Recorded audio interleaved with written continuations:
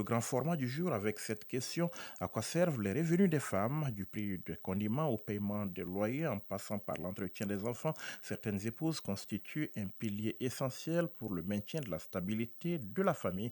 D'ailleurs, beaucoup de foyers de nos jours ne tiennent qu'à leur courage et leur contribution à la prise en charge des dépenses familiales. Une charge que certaines d'entre elles se sont d'ailleurs imposées comme devoir. Cet appui à la famille, qui n'est pas une obligation, est reconnu et apprécié par les époux. Le grand format de ce lundi met donc en lumière ces épouses soucieuses du bien-être familial.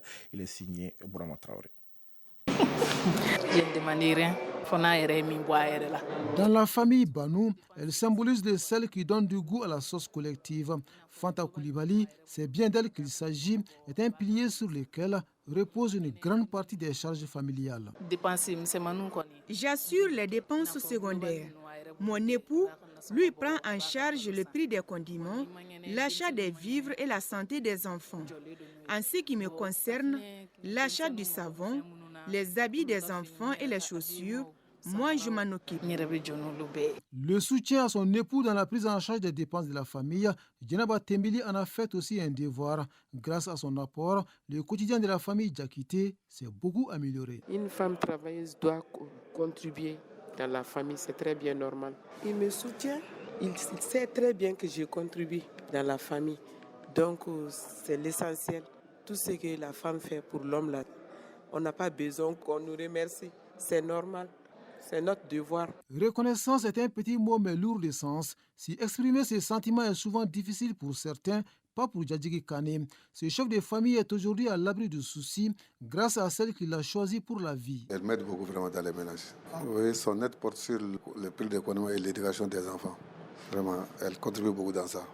Même les cours à domicile, c'est elle qui s'occupe de ça pour les enfants. Même au moment de la construction de ma maison, elle m'a beaucoup appuyé. Malgré qu'elle a une co-épouse, elle m'aide dans tout ce que j'ai fait. Sur les traces de Djadjigi Kane, marche vaillamment Djokolo Djamisa Koulibaly. Lui aussi est soutenu par son épouse. De quoi leur éviter la difficile équation à résoudre à la fin du mois, à savoir comment joindre les deux bouts. Même si je ne suis pas à la maison, souvent ma femme m'aide à faire certaines dépenses. Elle ne me le dit même pas. Elle ne me le dit même pas que j'ai fait ça. Mais ce n'est pas une obligation sur elle. Souvent, c'est peut que peut-être il n'y a pas de sucre, il n'y a pas de temps, mais comme il y a certaines femmes qui exigent tout ça sur leur mari, mais non, ça c'est des situations qu'elles gèrent sans même m'attendre. Une reconnaissance qui sonne comme une belle source d'inspiration à maintenir cet appui à l'édifice familial et même à le renforcer. Madame Touré Delphine Dabo est dans cette logique de rester aux côtés d'un époux très sensible. Il est reconnaissant. Il fait des cadeaux, il m'encourage et puis il me dit toujours des mots vraiment qui me touchent, quoi. Parce que comme on le dit, moko kilinga soroti soroy. Donc dans la famille, ça remporte beaucoup dans la famille. Ces épouses de plein pouvoir font donc le bonheur de toute une communauté, car c'est un leurre aujourd'hui de se vanter de pouvoir assurer seul et intégralement les dépenses d'une famille. Madame Banou Fanta Koulibaly est ménagère. Mon époux est reconnaissant de tout ce que je lui apporte comme appui. Mieux, il parle de ma contribution à ses amis et à ses parents.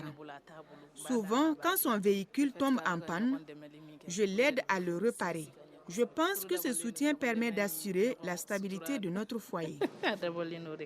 L'apport de l'élu du Caire n'est pas à minimiser, bien qu'il ne soit pas obligatoire. En référence au code des personnes et de la famille et aux préceptes de l'islam, les charges familiales incombent exclusivement à l'homme, quelle que soit sa situation financière. Makan Tunkara est officier chargé d'état civil et Ousmane Diarra est imam. Le code dit d'abord que le mari, c'est lui le responsable du foyer. Toutes les charges sont sur le mari. La femme, si elle travaille, elle peut, mais elle n'est pas obligée. Même si elle est milliardaire, elle n'est pas obligée. Il faut que les gens comprennent ça. La religion musulmane n'impose pas, ne rend pas une obligation à la femme de contribuer aux charges de la famille. Toutefois, l'islam demande la générosité et la bonne collaboration. Et les réalités aussi de notre société font que la femme peut participer aux charges de la famille pour aider l'homme pour gérer la famille. Ce n'est pas une obligation, mais la femme peut le faire dans le cadre de la solidarité, de l'entraide. Une entraide qui contribue à renforcer les liens du couple et à maintenir la stabilité au niveau du foyer. Si le soutien de la femme à la prise en charge des dépenses familiales n'est pas nouveau, il devient plus que nécessaire dans un contexte de crise mondiale. Sidi Lamini Bagayoko est sociologue. La contribution de la femme dans la prise en charge de la famille est plus que cruciale pour l'équilibre, pour la bonne marche même de la vie du couple, pour la vie de la famille. Cependant, depuis des siècles, la femme a toujours participé à la prise en charge de la famille aux côtés de l'homme. Dans ce même sens que la femme puisse se sentir importante dans la gestion familiale en apportant sa contribution. Une contribution plus utile qui rend le tableau familial plus reluisant et la vie du couple plus heureuse.